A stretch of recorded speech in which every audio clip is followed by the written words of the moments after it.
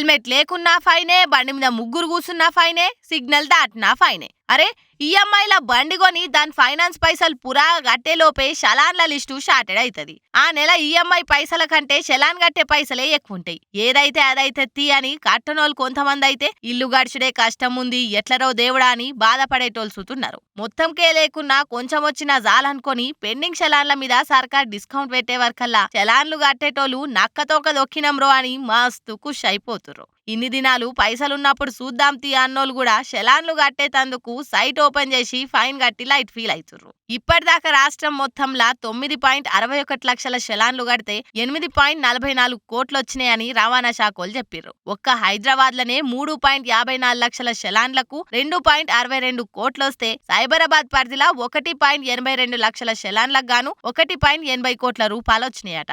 ఇక రాచకొండ పరిధిలో 93,000 చలాన్లకు 76.79 లక్షలు జామైనాయి. ఈ సంగతి ఇట్లుంటే మూలకున్న దాన్ని ముంగటేసినట్టు ఒక్కపారే అంత చలాన్లు కట్టనీకే ఈ చాలన్ సైట్ ను తెరిచే వరకు సర్వర్ హ్యాంగ్ కావట్టే. ఫైన్లు కట్టుడు ఎక్కువయ్యేసరికి సర్వర్ మోత మోగుతుందని అధికారులు అంటున్న ముచ్చట.